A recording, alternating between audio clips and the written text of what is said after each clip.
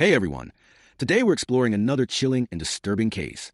If you'd like to support the channel, don't forget to hit that subscribe button and stay engaged. It really means a lot. I'd truly appreciate it. Now, take a deep breath and let's dive in. When police arrived at the Carter residence on a quiet Michigan morning, they found a man lying in a pool of blood, stabbed 47 times. The scene was brutal, but what shocked detectives most was that there was no sign of forced entry, and the victim's identical twin brother was the last person seen near the home. His face matched the one in the security footage. His DNA matched the blood. But here's the catch. So did the victims. The body was identified as David Carter, husband, father too, a respected school counselor. His twin brother Daniel arrived on the scene only an hour later, crying and confused. But something about him didn't seem right. Daniel and David were more than just identical twins. They were inseparable, born 10 minutes apart. They lived only 4 houses down from each other as adults. Both married young. David to Rachel, a vibrant but emotionally guarded woman. Daniel to Jessica, an introverted book editor. At first glance, both couples appeared happy. But behind the doors of their picturesque suburb, secrets were unraveling. Rachel later told police, "It started as a joke. We always said we'd married the wrong twin. But one night we acted on it, and we never went back." The couples had agreed to experiment with swapping spouses. But what started as a private game turned into a psychological nightmare. Daniel fell deeply in love with Rachel, his brother's wife, and soon obsessed. Daniel grew distant from Jessica. Friends said he began dressing like David, copying his haircut, his cologne, even his mannerisms. He told Rachel he was becoming the better version of David. But Rachel wasn't interested in fantasy. She told him it was over. That rejection broke something in Daniel. Then came the insurance policy. Jessica discovered a $1.5 million life insurance plan on David's life, with Daniel listed as a beneficiary. It had been signed just 6 weeks before David's murder. She would later testify. "He told me it was just to protect the family if anything happened. But something in his eyes, it scared me, like he already knew something would." Detectives were baffled. No fingerprints, no forced entry, and security footage showed a man who looked exactly like David entering the house late that night. But David was already inside, sleeping beside Rachel. The intruder was his twin. Daniel denied everything. "It wasn't me. You can't tell us apart. Even DNA won't help you." And he wasn't wrong. Their DNA was identical. Shoe size? Same. Height? Exact. But police discovered something else. On Daniel's laptop, a deleted file titled, "Becoming David." Inside, notes on voice modulation, signature mimicry, even practiced recordings of David's speech patterns. Even more chilling, he had searched, how long does it take to decompose in a warm house? How to stage a break-in without leaving prints. Daniel was arrested, but the evidence, though disturbing, was mostly circumstantial. Without a confession or direct forensic proof, prosecutors knew their case was fragile. Then Rachel received a letter. No return address. No fingerprints. Inside was a single photo. Her children playing in the backyard. On the back, one sentence. "You took him from me. I can take them too." But Daniel was in jail. The letter was postmarked after his arrest. And the handwriting? It wasn't his. Detectives reopened every file. They thought the killer was behind bars. But maybe they'd gotten all wrong. Is David really dead? Or did someone else take his place? And just how deep did the betrayal go? The letter Rachel received was postmarked 2 days after Daniel's incarceration. Inside was a photo of her children and a message. "You took him from me. I can take them too." Investigators initially believed it was Daniel orchestrating the threats from jail. But records showed no phone calls, no letters sent, and no visitors who could have smuggled anything out. That left 2 possibilities. Someone was helping Daniel from the outside, or David wasn't dead, but the DNA said otherwise. The body matched David's dental records. The blood type, even his wedding band. Still, one thing didn't match. The body had no fingerprints. Every ridge, every print, had been carefully burned away. As detectives dug deeper into David's background, they made a chilling discovery. 3 months before his death, David had opened a private P.O. box under a different name, Mark Holson. He also made multiple cash withdrawals totaling $25,000 and purchased a second phone, unregistered. What was he planning? Jessica, Daniel's wife, finally cracked. She revealed that David had approached her weeks before the murder. He told her he was planning to leave Rachel and that he knew things about Daniel, things that, if revealed, would destroy the entire family. He told Jessica, "If anything happens to me, it won't be an accident. And if it looks like I'm dead, wait 72 hours before you mourn." Investigators now faced a terrifying scenario. Had David faked his own death and framed the brother? Under pressure, the coroner re-examined the body. There was something strange about the dental records. They were copied from a local dental lab's patient file, not from David's actual dentist. And the burn marks on the fingertips? Far more precise than random injuries, almost surgical. Then came the biggest twist yet. The body had a healed scar on the left thigh, a scar David never had, but Daniel did, from a skiing injury at age 16. Could the man in the morgue actually be Daniel? If so, then the man in jail, awaiting trial for murder, was David pretending to be Daniel. Rachel was called in for an emergency confrontation at the county jail. The man in the orange jumpsuit stared at her coldly.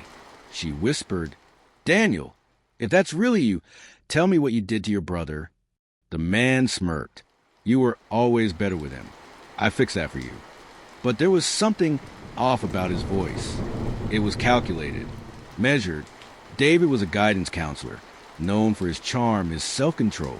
Daniel, he was impulsive, paranoid, unhinged.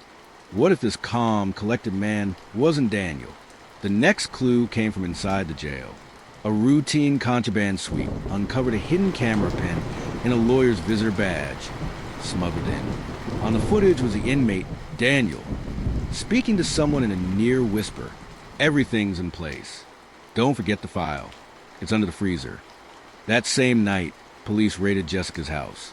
Beneath the basement freezer, wrapped in tarp, was a sealed folder. Inside, photos of David in a different city, maps with escape routes, documents forged with Daniel's name and signature. The pieces were falling into place. A tip came from a gas station security guard in upstate New York, 2 states away. A man matching David Carter's description was seen on camera. He used cash, wore gloves, and was traveling with a young woman who looked eerily like Rachel. The timestamp? 48 hours ago. Rachel was now missing. Her phone was off. Her car was found abandoned near the highway. Police now feared David, who may have murdered his own twin and faked being in prison, is on the run, and Rachel may not be a victim anymore. She might be helping him. Did David really murder his brother and take his place? Is Rachel an accomplice or a hostage? And who really died in that living room? The footage from a gas station in Rochester, New York showed a man matching David Carter's appearance, alive, walking freely, despite his alleged murder. With him, a woman resembling Rachel. Investigators rushed to confirm the footage, but by the time they arrived, the pair had vanished. An employee recalled a man paid cash, avoided eye contact, and asked for a map, not GPS. It was old school, planned, calculated. Police now feared the worst. David had faked his own death, framed his brother, and convinced Rachel to run away with him. Or worse, Rachel never left voluntarily. Back at the county jail, Daniel, the twin in custody, requested to speak. He leaned across the table, eyes cold. "This has gone on long enough," he said. "Let me tell you what really happened." He described a twisted narrative, claiming he was Daniel, that David manipulated everyone, including Rachel, that David was emotionally abusive, envious, and was planning to kill him. But as he spoke, detectives noticed inconsistencies, details only David would know, childhood memories that belonged to the counselor, not the paranoid brother. It became clear the man sitting in jail wasn't Daniel pretending to be David. It was David pretending to be Daniel, pretending to be David. A psychological hall of mirrors. 3 days later, police received a tip from a retired forest ranger. He saw a man and a woman entering an old hunting cabin deep in the Adirondack Mountains. By the time officers arrived, the place was abandoned, but what they left behind would shake the entire investigation. Inside the cabin, a burned mattress, a half-used roll of duct tape, and a blood-stained shirt belonging to Rachel Carter. But Rachel was nowhere to be found. Pinned to the wall with a hunting knife was a note. She chose the wrong twin again. A week later, Jessica, the widow of the real Daniel, received an envelope in the mail. Inside were 3 letters, and signed, one addressed to her, one to Rachel, one simply labeled for the end. The letter to Jessica read, "I tried to protect him, but he always had everything. Mom's love, Dad's pride, even you. I became him, and still you saw through it." The letter ended with a single line. "He bled like a stranger, not like my brother." The second letter, to Rachel, was even darker. "You said you loved me, but I saw it in your eyes. You missed him. I couldn't live in his shadow anymore, so I erased it. Now it's just you and me, forever." 2 days later, a voicemail was pulled from Rachel's cloud backup, left just hours before her disappearance. She sounded terrified. "If anyone hears this, I don't know who I'm with anymore. He says he's David, but something's wrong. He keeps talking about Daniel like he's still alive. I think he's losing his mind. Or maybe he already did." Then a sudden noise. Her voice gasps. "Wait, what are you doing?" Silence. So now the world is left asking, who actually died in that living room? Was the body David or Daniel? Is Rachel alive or buried somewhere remote, with a note that says she chose the wrong twin? And if David really did fake his death, assume his brother's identity, and frame him, what else is he capable of? Authorities believe David may be on the run under a new identity, possibly crossing into Canada. A nationwide alert has been issued. As for the man in prison, he continues to claim he's Daniel, even as more and more evidence suggests Daniel might be dead, a body burned, a woman missing, and one twin playing both sides of the mirror. But the next piece of evidence will come from someone no one expected, someone who may know the real truth, because they helped bury it. A month after Rachel's disappearance, a woman showed up at the Wayne County Sheriff's office, shaking, looking over her shoulder. Her name was Megan Vale, a former nursing student. She had never been connected to the Carter family. No prior police record, nothing suspicious. Until now, she asked to speak to a detective, and once inside, whispered, "I know where Rachel is, but you won't believe who she was running from, or who helped him." The room went silent. Megan revealed she'd been in an on-again, off-again affair with David Carter, the twin who was allegedly murdered, for nearly 2 years. She said David was addictive, manipulative, controlling, charismatic. He told her about the wife swap arrangement and how it broke his brain. He said Rachel didn't love him, only Daniel, that he felt like a copy, a backup, a man who didn't exist on his own. But what Megan said next made detectives' blood run cold.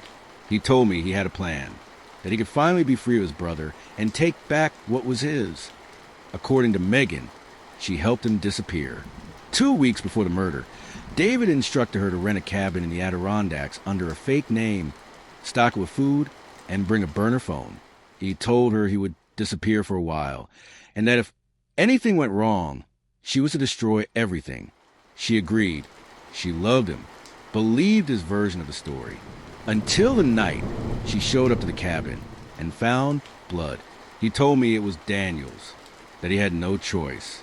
Rachel was there too, silent, eyes hollow. She wasn't tied up, but she wasn't free either. Before she left, Megan took something from the cabin, a torn page from a diary, Rachel's handwriting. She didn't give it to the police immediately. She was scared, but guilt eventually won. July 8th, he says he's David, but he's not. He holds me like a stranger, touches me like he's trying to become someone else. I think he's using my guilt. I let him in. Now I don't know how to leave. At the bottom of the page, One line was circled in red ink. He says he didn't kill Daniel. He says I did.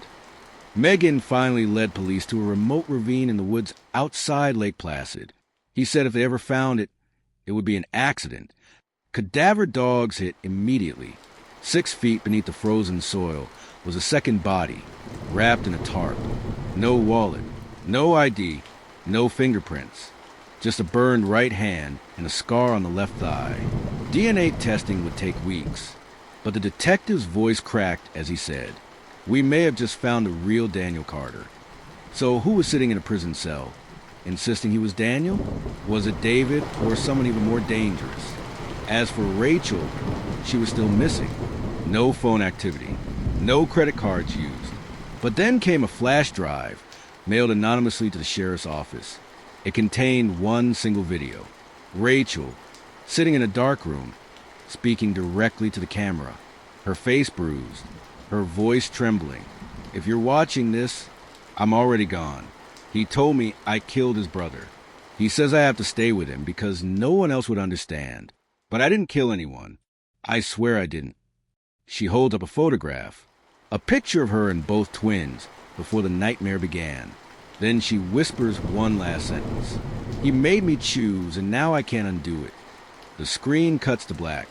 The remains found in the Adirondack ravine were finally confirmed. Daniel Carter, the real Daniel, dead, stabbed, discarded. He was killed with the same kind of blade used in the original murder. Deep lacerations to the chest, defensive wounds on both arms. He fought back. Now the man behind bars, the one arrested for Daniel's murder, was actually David, pretending to be Daniel all along. The charges were updated. Premeditated fratricide, kidnapping, identity fraud, but still no sign of Rachel. In a second sweep of the hunting cabin, detectives uncovered a scrapbook hidden under the floorboards. On the cover, scribbled in black ink, "The life I deserved." Inside were dozens of Polaroids, photos of David wearing Daniel's clothes, holding Jessica's belongings, standing in front of Daniel's home. There was even a selfie of him in Daniel's office, smiling. But it was the final page that hit the hardest. A newspaper clipping of Daniel's obituary. Underneath, handwritten, "One down, one to go." Next to it, a burned photo of Rachel. Then came the break police were praying for. A woman, malnourished, bruised, barefoot, was found wandering along a back road in Vermont, 30 miles from the Canadian border. It was Rachel Carter, alive, barely. She was taken to the hospital under heavy police protection. For days, she refused to speak. She stared at the walls, whispered to herself, and flinched whenever someone said David. But then, finally, she asked for a detective and a pen. What she wrote would change everything. Rachel's full written statement. David never planned to kill Daniel, at first. It started as a fantasy. What if he could live his brother's life? He thought Daniel didn't deserve it, that he could do it better. And when I told him it was over, he said I'd force his hand. He killed Daniel in our garage. I was there. He said I could go to prison for not stopping it, that I was an accomplice, that my kids would end up in foster care. So I stayed. He made me bury Daniel. He made me clean up, smile, sleep beside him. He said if I left, he'd kill me next. I didn't choose him. I survived him. The trial was a national sensation. Rachel took the stand against David Carter, the man who wore her husband's face. She detailed the abuse, the psychological control, the night of the murder, and the weeks she spent as a hostage in the woods. The jury wept as she read her diary aloud. He wore Daniel's smile like a mask. He didn't just kill my husband. He erased him. David showed no remorse, no emotion. He stared at Rachel like a stranger. Verdict: guilty on all counts. Sentence: life in prison without parole. 1 month after sentencing, a package arrived at Rachel's doorstep. No return address. Inside was a single item: a photograph of her children, playing in the backyard. On the back, scrawled in shaky handwriting, "You may have buried me, but I'm still watching." Rachel moved in with extended family. A new town, new school for the kids, new locks, but the photo haunted her. And then came more signs. Her car alarm went off 3 nights in a row, nothing stolen. Her daughter said she saw a man watching from the trees. And one morning, on the front porch, a cup of coffee. Black, no sugar, the way Daniel, her real husband, used to drink it. She called the police, but there were no prints, no DNA, no suspects. The man who ruined her life was in prison, but somehow it felt like he'd never left. Detectives reviewed every interaction David Carter had behind bars. He was isolated, no visitors allowed, no calls permitted, except for one. 2 weeks before Rachel received the first photo, David had one approved phone call to a former prison chaplain named Lucas Brandt. Lucas had been dismissed 6 months prior for boundary violations with inmates. His last sermon in the prison chapel, a sermon titled Resurrection, living again to another man. It was believed to be a metaphor. Until now, when police tracked down Lucas Brandt, he was living off-grid in rural Ohio. No job, no public address. But inside his trailer, they found something horrifying. A wall covered in Carter family photos, some dating back to their childhood, others recent. One photo was particularly disturbing. It showed Rachel and her kids at a grocery store, dated 3 days earlier, taken from a distance. She hadn't even noticed she was being followed. In his journal, investigators found this note. He may be in chains, but his will lives through me. I'll finish what he started. As police dug further, they discovered that Lucas and David had been in contact long before the murder. Lucas had served as a premarital counselor for David and Rachel years prior. In fact, Lucas officiated the wedding, and that's where the connection began. Footage from the prison chapel, months before the murder, showed David whispering to Lucas, sliding him a note. What did it say? We may never know. But later that same day, Lucas purchased a second phone and rented a post office box in Rachel's town, almost 2 years before she ever received that threatening photo. Just as police were preparing to arrest Lucas, Rachel vanished. She never showed up to pick up her children from school. Her phone was left at home. The only thing missing? Her car. Police believe she may have been taken, or that she ran. The only clue? A final message found on her bedroom mirror, written in lipstick. This time, I choose no one. Lucas Brandt was arrested the next morning. Inside his truck, police found a lock of blonde hair, traces of blood, and a GPS route leading directly toward the Adirondacks, near the original cabin where Daniel's body was buried. But there was no sign of Rachel. And in his interrogation, Lucas smiled and said only one thing. David is still alive, not in body, but in purpose. Is Rachel alive, or has the cycle claimed her too? Did David program a killer from behind bars? And will the truth finally be unearthed in the same woods that swallowed Daniel Carter? Following the GPS coordinates found in Lucas Brandt's truck, law enforcement returned to the desolate woods of the Adirondack Mountains, the place where Daniel's mutilated body was once buried. And just like before, cadaver dogs hit, this time half a mile deeper into the trees. There, they uncovered a shallow grave, wrapped in plastic. Inside, wrapped tightly in a tarp, wasn't a body. It was a mannequin, dressed in Rachel's clothes. Blonde hair duct taped to the head, and pinned to the chest, a note. I never wanted to kill her. I wanted her to live as me. But if the mannequin was meant to lure, confuse, or buy time, where was Rachel? That same night, police received a breakthrough. A single cell phone ping from a disposable burner, registered near a convenience store in Ogdensburg, just miles from the Canadian border. Surveillance footage confirmed the impossible. Rachel Carter, alive, but she wasn't alone. Walking beside her, hooded, was a man who matched the height, build, and gait of David Carter. The problem? David was in prison, and Lucas was in custody. So, who the hell was this? After careful investigation, police traced a man to a known survivalist named Aaron Braddock, a former psychiatric patient who once shared a group therapy session with David Carter in 2017. Braddock had no family, no criminal record, but in his abandoned cabin, authorities found something chilling: newspaper clippings of the Carter case. a journal filled with entries signed D, surgical tools, and a photo of Rachel sleeping inside the cabin. They also found a mirror with something etched into the glass. You don't need to be the original to be loved, just the one who's left. 1 week later, Rachel walked into the U.S. Embassy in Montreal, alone, silent, exhausted. She said she'd escaped while Braddock was asleep. She had waited for months, studied him, played along, pretended to love him, and when the chance came, she ran. But what she said next stunned investigators. He believed he was David. He said the man in prison wasn't the real killer, that the real David had died long ago, and that I was the only piece left that still belonged to him.